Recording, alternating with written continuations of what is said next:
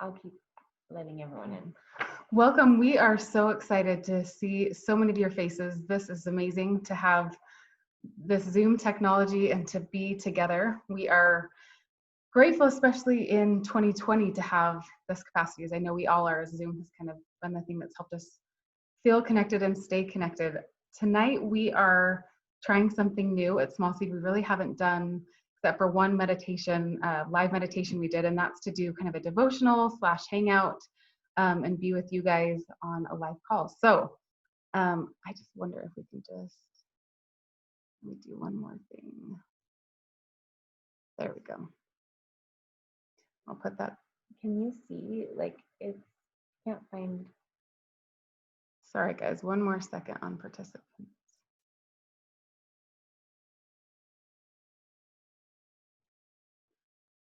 I just don't know if this is going to record us like this. Sorry, we're working through. This is obviously the first time doing this live, but we're excited to jump in. We'll keep admitting some people, and I'll just kind of go over today, as we have, Kim and I have loved this from the very beginning, like 6 years ago of Small Seed. One of the things that we were most excited for is we finally found our people that we could just talk about faith with, and didn't have the quizzical look back like, wow, you're really intense about scripture study, and you're really intense about your feelings about God. And so we thought, why don't we open this up to the other people that we have grown to love here at the Small Seed community and share the things that we talk about in our discussions, and the things that we love to chat about on our free time or our meeting time or all the things. So as we started talking about gratitude and like what gratitude really means, and if there a doctrine we can dive a little deeper on, we wanted to pull out maybe some things we don't really talk about or we haven't thought about. And so kind of the theme of the teaching of what we're going to talk about tonight is 3 myths of gratitude. We're going to have a little giveaway. We're going to have an announcement at the end, some stuff that we're going to share. But mostly we just want to jump in to this stuff because we're really, we're like over the moon excited, and we're going to limit ourselves so that we don't go way over time. Because we're like, set your timer. Maybe we should also do this, and we should do that, and we should do that. So we've promised ourselves to keep each other in check. So we wanted to start off by just talking about the science of gratitude for a minute. And I'm going to let you want to tell something? Yeah. So I am a huge nerd when it comes to like, okay, if you raise your hand, I guess I can't see your hands. One of my favorite podcasts is The Happiness Lab. Dr. Laurie Santos, she's a Harvard or Yale professor, and she dives into some of like the social sciences, and one of the topics is gratitude, and it like totally transformed some of the ways that I saw gratitude. And of course, like, you know, they talk about how it literally, like, when you feel and when you express, and also when someone else expresses to you gratitude, the chemicals in your brain literally change. Like the dopamine, the serotonin, those neurotransmitters that are responsible for making us feel happier, ignite, and you feel good from the inside. And so so in that podcast, which we'll link, right? Yeah. Put it in the email. We'll put it in the email. They like set up this thing where people come into the lab and they take a test and they ask them questions like, okay, if you could have $10 now or $30 in 3 weeks, which one would you choose? And there's like a whole bunch of random questions, but that's the one they're really worried, like thinking about. And most people choose the $10 right now. And then they go into the computer lab and they take this really boring, awful computer test, or they have to do something on the computer that is really awful. And they're almost finished. And then they set it up so their computer crashes. And the people are like, no, right? Like, if you know, I am not good at technology. So for me, I'm feeling like really angry that I just spent all this time. And then they have one of their actors come in, and it's like someone that they think is taking the test as well. And they are like, hey, I'm really good at computers. Let me just see if I can like fix this for you. And they like, bingo, like, it's better. And they're so excited and they're feeling so grateful. And they have like specific questions that they ask them. So they know they're not just happy, like they really are feeling really grateful to that person, that they came over and that they fixed it and they don't have to do it again. And after this process, they ask them some of those same questions, but in different formats. And the people choose the $30 basically. Like they're able to put off kind of like what they want right now and they're nicer. So they're nicer to their future self. Like they make better decisions. When people are motivated by gratitude, they eat better, they sleep better, they save money, and it just was like, this is so cool. Like, it's so cool that science is finding out like the brain stuff, right? When we've had the Bible for how long? And we have a loving Heavenly Father who has asked us from day one to show gratitude. And why? It's for us. And when we were talking about this, and back in the day when the Bible first, well, the thousands of years, when all they had was the Bible, they didn't have the benefit of science, right? And so here's God, who's our creator. He created our brains, he created the chemicals, he created our bodies, and he knew how they worked. He knew how we could use them to our best benefit. But I feel like often when we're in a church setting and we talk about gratitude, sometimes it can come with an undertone of shoulds. We should be grateful. We should make sure we practice gratitude. But when we look at it this way, God gave this practice or this commandment way before for people who never would have known that that's how their brains worked and the benefits that could come. Some of the other ones that Kim was telling me about from the study was it lowers anxiety, it lowers rates of depression, it reduces aggression, it improves your self-esteem, you get better sleep. And so science can see this now, right? But what a blessing that we have a God who loves us, who literally is our Father, who can say, here's a practice that's going to change your life and literally change your brain, the chemistry and chemical makeup of your brain when you choose gratitude. Another thing that we thought about, again, back to the science, again, when I was taught you should be grateful, I always kind of thought of it as like, again, these checklists of things. It never really gets easier or harder. Just the rest of my life, I need to grind it out and just keep on doing it over and over and over again. The amazing thing about gratitude, like we talked about, literally changing your brain, is it starts to change the way you see the world and the way you see yourself and the way you see God in the middle of all of that. And so this practice is actually much different than that. It's not a checklist of things you continue to do. It's something that you practice so that your mental state starts to change, which is phenomenal. Like, right. That's something worth doing when you know it starts to stick. And exactly. Yeah. And it's like, okay, so how do and this was the researchers' question, that they took so much time figuring out this specific example in the lab. Like, how do we make them feel gratitude? And we have the blueprints. Like, God has given us those blueprints of how we can feel gratitude every single day of our lives. And it's super exciting that we don't have to like manipulate ourselves with computer programs. We just get to like have awesome experiences and we get to choose to implement it into our lives. One more point, again, why God gives us commandments. We want to bring in now because we're going to bring back in at the ending. God, really the point of commandments is for us to become like him. So that's talking about that mental change, the brain change, the body change. And then the second thing is to be with him, which happens when we become more and more like him. And so we're going to see how these practices of gratitude really help change that. Obviously at Small C, gratitude is huge for us. For those of you who've been around for any amount of time, you can see that that's a little bit unknowingly, I'd probably say, we have put into every product we've done. This is like before we knew any of the brain stuff.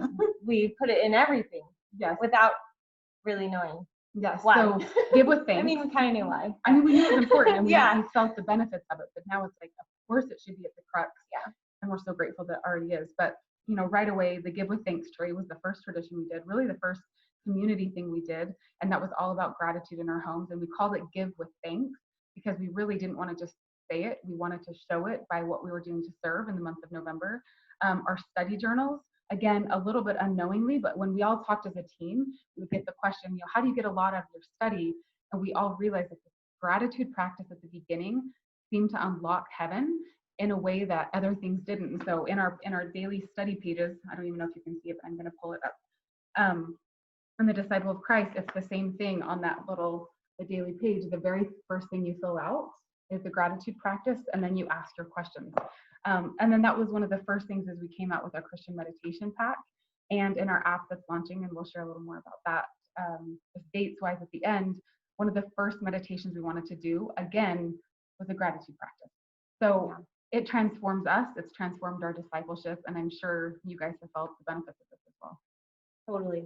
And it really, like, thinking about that, like gratitude being a transformational practice, one of my very favorite things that came to mind when we were thinking about doing this was the loaves and the fishes.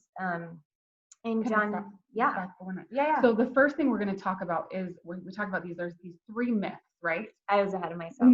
She's going to share the first one, which you could have shared and we could have said it after. It probably didn't matter. But the first myth she's going to kind of introduce, when we think about, again, okay, so God's given us this gratitude. How can we get more of it in our lives? Because we can kind of come in at the surface level, and we're going to talk about that, or we can build and get deeper and deeper. And so we want to share some myths of gratitude that we kind of stop ourselves from really going the whole way to get the full benefit of what this blessing of gratitude can do for us. Yeah, that wasn't needed. Yeah, I could have done after, but well, jump in. Well, and when you said it's transformational, that's what cued my mind, because so John chapter 6, when Jesus feeds the 5,000, I love this because, you know, he asked them, like, and let me go a little bit further. So Philip answered him, 200. Let's set the stage. I'm going to start. Yeah. No, you set the stage. I'm going to find the verse that I really wanted. Perfect. So this is Jesus is teaching. He's got some apostles there. The people are hungry. We know this story. He actually does this a few times in the New Testament, where they come and people are hungry and they don't have food. And Jesus comes to his apostles to say, let's feed them, right? Like, let's feed these people. And the apostles aren't quite so sure what he means. We're going to feed 5,000 people. We kind of like left our nets and we left our professions and we don't really have money. Yeah. What do you want us to do with this? And so I love that Andrew says, well, there's this little boy, there's a lad here, and there's a lad here which hath 5 barley loaves and 2 small fishes. But what are they among so many? Like, well, we have this, but like, there's a lot of people here. What are we going to do? And that's so often, I mean, literally before we got on, it was kind of that feeling of like, what are we among so many? Like, we feel that so often, like, this is all I have. Like, what are you going to do? Like, there's so much that needs to be done, but this is all I have. And Jesus said, make the men sit down. Now there was much grass in the place, so the men sat down, and the number were about 5,000. And Jesus took the loaves, and when he had given thanks, he distributed to the disciples. Okay, so that right there, he took the loaves, and when he had given thanks, he distributed among the disciples. Giving thanks transforms what we have into everything that we need. It truly is that transformational piece that they took what they had and gave thanks. And when they showed gratitude, when they thanked God for whatever it was, even if it was a little bit among so many, that was the multiplier. That turned what they had into enough, not just enough, more than enough to fill all their bellies and more. In the Matthew version of this story, when Matthew writes about it, he says, and this is in a few of the versions, they did all eat and were filled. So we looked up, what is that definition of filled? What does that mean? And the Greek word hortazo means to gorge, to fill, to feed, to satisfy. And we know there were baskets left over. And so, yeah, like you said, and it's not just they had enough, you know, everyone like got by and they had enough so that they could make it home. Like, they were so full, they were turning away the food. And we had a cool conversation before, like, what are they among so many? Like, what are the minutes of time of study I have among all the problems? What are they, the small prayers that I have to say, or the small faith I have in what I'm up against? Like, what are they among these big things that are coming? But we've seen it again and again when we consecrate that to God and say, like a little lad, I've got a couple of loaves of barley fish. You can take that and see what you want to do with it. But the concept of gratitude being the multiplier effect, especially in the hands of Jesus Christ, is a true principle. And the myth here that we want to teach about gratitude is often when you read, if you like look up things like how can I be more grateful or how can I make gratitude lists, we also often have this myth that I can only be grateful for something that I already have and that I have an abundance of. It's hard to be grateful for things I just barely have enough of or hardly have. But in this example, Jesus Christ gave that thanks for the few things that the lad brought, and that created abundance. And so myth number one, you don't have to have an abundance of something or even enough of something to have that be enough. I was nerding out a little bit with Kim again and remembering this law school principle that when you're trying to test a principle, like, does this legal doctrine hold true? You often think like, what is it at the very extreme? Does that still hold up?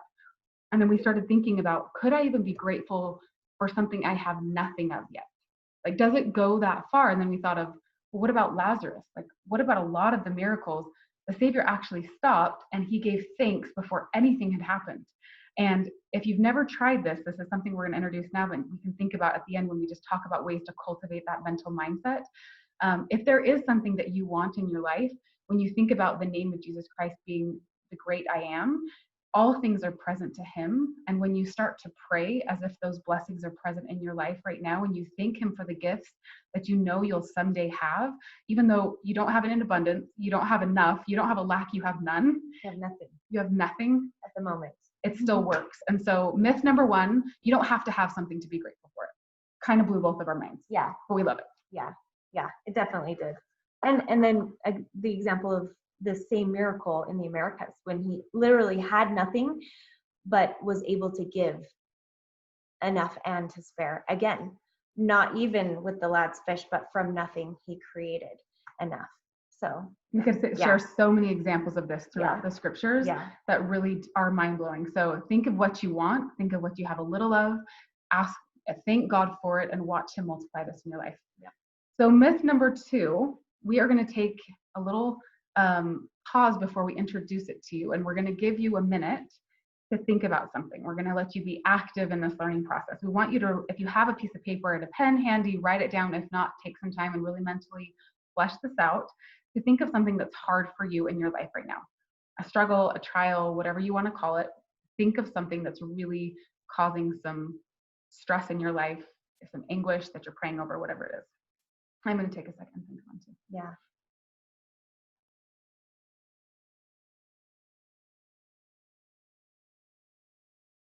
And this is where I wish we could be in a room and just be learning from all of you, because, oh, those live discussions are the best, and maybe someday we'll have that privilege.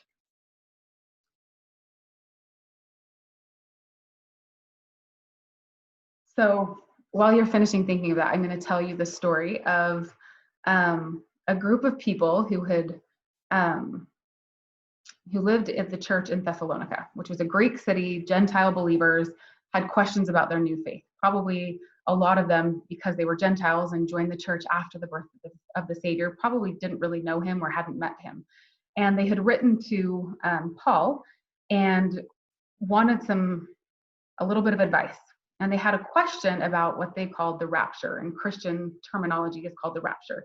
And that's where the Lord comes again, accepts his church, and takes it. And they're kind of wanting to know, like, when is this going to happen? And my heart goes out to them, because Jesus Christ was just there. Like, they just missed him, right? And they were thinking, like, so when does he come back and get us? Like, we're part of the church now. Like, we want to be here. Yeah. And when is that going to happen? And what's that going to look like? And so Paul wrote the epistle in 1 Thessalonians 5 back to them, answering this question. So it's really cool to go back and read this whole chapter, which we're not going to do in this context. But what we really loved when we thought about this is, this has been a topic of conversation we've had with each other and with friends lately. Like, we're kind of thinking the same thing. Like, life's been a little gnarly this year for everybody. And when's it going down? Like, when do we get to have him be here? And when are we going to have our hearts that purified? And how can we get, as a whole, like Christianity and the church and the world, to a point where we're ready for the King to return? And so, again, reading this chapter under that was really comforting, and also was like, oh yeah, I could work on that. Like, okay, I'm not ready. I need to purify my heart. But what's really cool is there's this verse that comes in the middle. And I want you to think back again now and to that thing that's really hard for you, and think about Paul sitting in the jail cell, writing these words. Rejoice always, pray without ceasing, Give thanks in all circumstance, for this is the will of God in Christ Jesus for you. And then also from him, but this is in another book in Philippians, he says, I have learned the secret of being content in any and every situation, whether well fed or hungry, whether living in plenty or in want. And that is gratitude. So he was a guy who knew it. He wasn't just someone who like had lived a really easy life and like, well, just be grateful, just be more grateful for your things. Like he wrote this from a jail cell and talked about this. This is how you do it. You be grateful in all things. Yeah.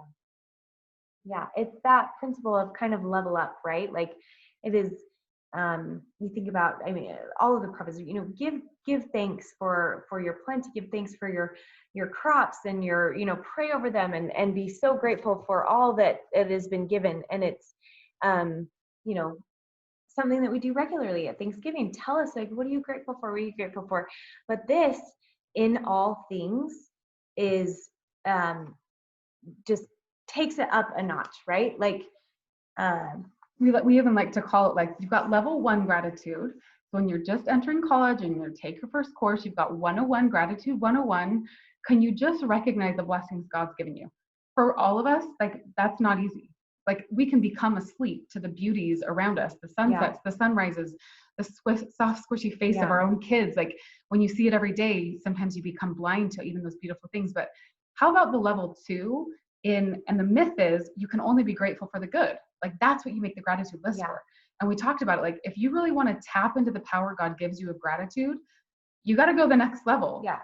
And you have to think too, like and this would be a really awesome study to do, is like, what are the blessings of that first level of gratitude? There are so many, and all of those things that we talked about, all the science of the brain, that is level 1 gratitude. You still get all of the benefits, and it's so good and so wonderful. And it's not like we ever push that out or like don't do that. We are always practicing that. But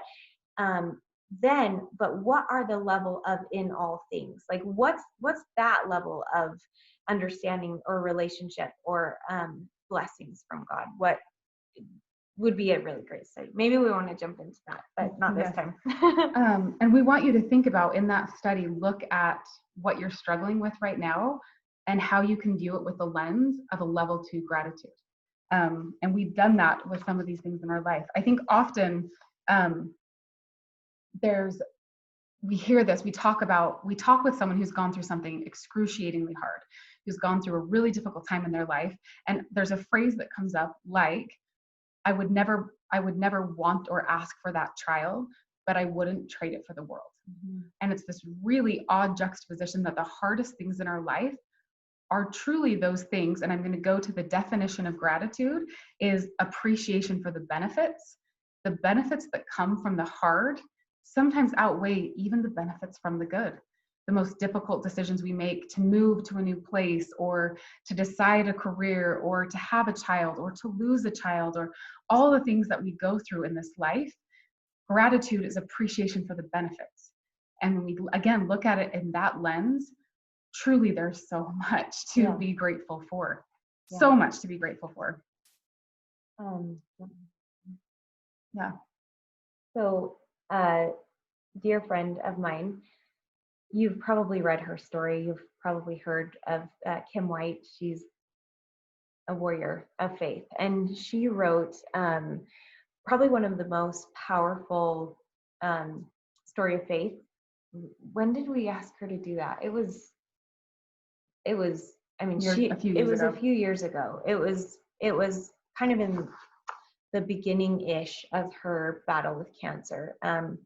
But with this in mind, with this gratitude that we've been talking about, with that in mind, I just wanted to read this part of her story. She says, and we should link the whole story in the email as well. She said, I didn't think I'd ever be able to say I'm grateful for cancer. It's not the life I pictured. I didn't ask for this. My husband didn't ask for this. My 4-year-old daughter didn't ask to have a mom who is sick 24/7. But, and yes, there's a but, this experience has changed me. And oh, it has changed me for the better. It has opened my eyes to so much good around me, to so many loving earthly angels that our Father in heaven has sent to protect me, to lift me when I literally could not stand on my own 2 feet. I know with every ounce of my body that our Heavenly Father has a plan for each of us. He knows what He's doing. He knew how this trial would shape me and change me in a way that nothing else could.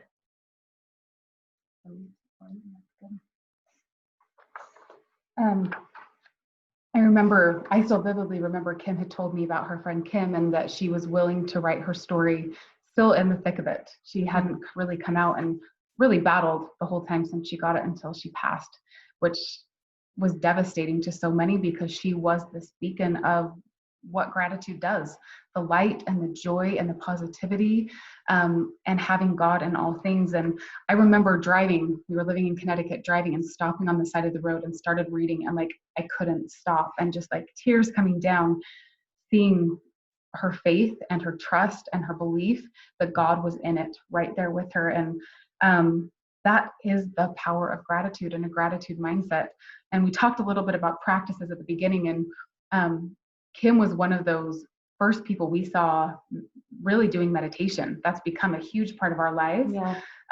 But I remember a few posts that she would post, someone had taken a picture of her while she was in a gratitude meditation, and there was literally light emanating from her.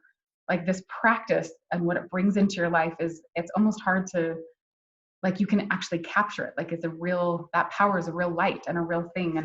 And so again, that myth number 2 is that we can only be grateful for the good things. So myth number 1, you can only be grateful when you have things or have an abundance. Number 2, you can only be grateful for the good things in your life, which if you can bust those myths and break through those myths, you will go a deeper level and gain those deeper blessings, which is just really, really cool. The third one we're going to talk about is that there is only one, the only way to really be grateful is to just kind of like say thank you. Kim's going to be looking at the chat for just a second too. Sorry. And go for it. See if there's anything that we want to, yeah. When we talk about this being a mindset and we think about how can we cultivate this is really what myth number 3 goes into. And this is that the only way that we can be grateful is just to say thank you. Like, I'm grateful. Well, thank you, Kim. Thanks for being on this. This was like the best ever. Actually, this is so great that we don't live in the same town and we can be doing this tonight. And so Kim found a really cool study, again, back to the science. Like, what are some, again, let's dive a little deeper. What are some deeper ways you can feel that gratitude and have that gratitude start changing our mindset? And so there are 3 things that she brought out. 1 is that feeling. 2nd is the expression. And 3rd is touch, which I never would have thought of. I'll be honest. I never would have thought. You probably would have. No, I wouldn't have. No. And so she said this, like, gratitude just isn't an attitude we put on and off. Again, it's the state of mind. It's this change of being.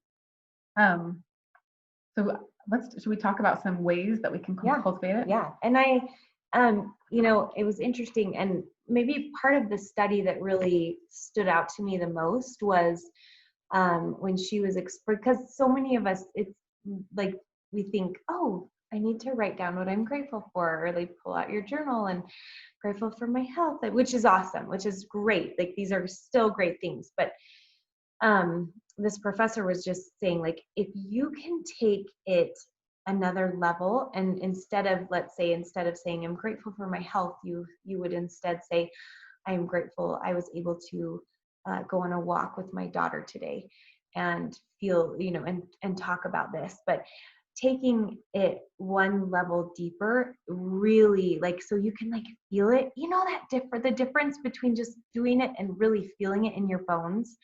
And so there were some of these ways that we kind of thought about to really be able to feel it.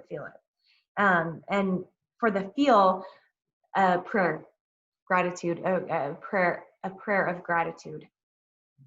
If you haven't done this one before, I'm sure a lot of you have, but just to take one prayer and only express to God and think of those things that you're grateful for, and really let that, again, like feeling sink into your heart of those things that you're grateful for. Yeah.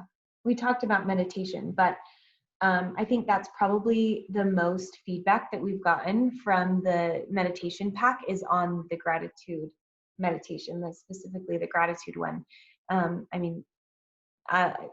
It's anonymous, so I can say, like, so many writing in, and especially feelings of healing. Like, as they are going through this gratitude meditation, which Brooke is so good. Brooke Snow is the one that records the meditation, is so good at helping you feel it in your bones. And there have been so many who have responded and saying like, this is life-changing. It's totally life-changing and completely healing for a lot of you.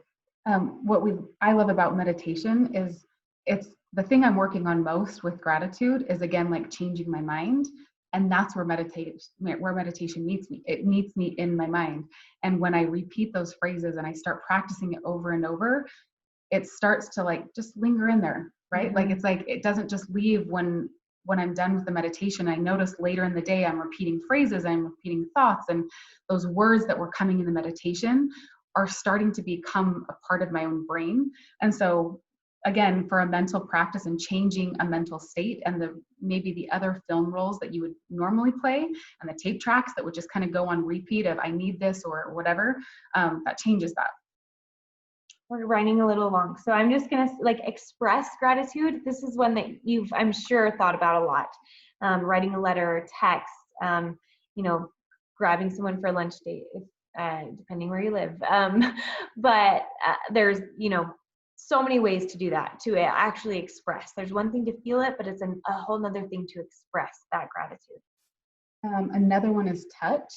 And I love this one. I think a lot of us have been touched by something Colin Karchner taught us about the 8-second hug. And again, what that does to change your brain. I know he's left a mark on all of us, but hugging 8 seconds, expressing gratitude through that touch, again, taking it a level deeper, holding hands, thinking of foot massage, eye contact, shoulder rub. Another one Kim actually taught me was being grateful for your body. And so when you're like rubbing lotion on or you're in the shower, you're thinking about your body, is to actually, when you're washing your body, think about, I'm so grateful that my feet took me where I needed to go, that I could put my little boy on my knees and flip him upside down like a horse. Like, thinking of those things that my body allows me to do has been very transformative to me, even how I think about my body and think about what it does for me. Yeah, because I think a lot of us, well, no, I'm not going to say that. Sometimes we can be in that, but what are they among so many with our bodies, easily be like, oh, comparing and thinking, it doesn't do this or that. But taking time to really be grateful is really powerful there. So those are the 3 myths of gratitude. Number 1, you don't have to have abundance. You don't have to have even enough to be grateful for something. Number 2, you can be grateful for the hard things and the tough things. And 3, there's a lot more ways to feel and to express and to touch in gratitude than maybe you've ever thought of before. So there's a lot of ways that you can apply this. Back to that definition that we had at the beginning, that God gives us commandments because he wants us to become like him, and he wants to be with us and have us be with him. I loved this thought: if we can see and have gratitude in all things, we can see and be with God in all things, in the hard and in the good. And our ingratitude is that unconscious or conscious decision to say that God's not in that part of my life. He's not aware of me, or he doesn't love me. But when we can see with gratitude God in those hard things, we will have God with us in all things. And that's the goal of it all, and super powerful for us. That is what we have loved in learning and in our deep dives.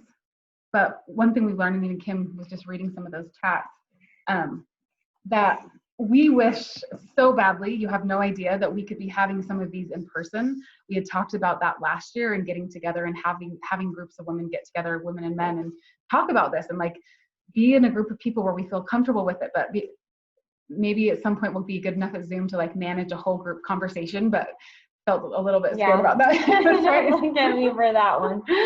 But we want to continue the conversation, and we really want to learn from what you have to share with us. Because like Lizzie said, my favorite thing in the whole world is to go to lunch with someone and just have my mind like, I never thought of that before. Or what did you learn? Those are the moments that I live for. And so that's what Kim does for me. Whatever. Yeah. Whatever. But so that's what we want. Like, truly, that would make us so happy. Everything, it would make it all worth it if you would share with us the things that you are learning about gratitude. So we're going to open up a little giveaway, and we're going to have we have 2 of our new disciples Christ journals. We thought, how can we just show them we're grateful for them? So we have 2. We each have one in our hands, both ends. But if you just share something on Instagram that you're learning or reply to one of our emails, we'll send out an email tomorrow morning with the recording and a couple of the things some of you have been asking, like what are the exact verses and the stuff that you shared. We just like really want to have the conversation continue. We love you to be able to see each other's comments. So if you just look in your hashtags for the small seed, we'll see the most recent ones come up. Share some insights. Maybe you've had some insights on some of these topics or something totally different relating to gratitude. Share that with you, and then we'll pick one of you and DM you to send you a journal, because that would be so fun for us. So share anything that you've learned, anything that you're doing, anything maybe, anything having to do with gratitude, and we want to send you some journals. So yes. And then lastly, we wanted to make a special announcement on this special Zoom call. We did want to do that. I forgot. Yes.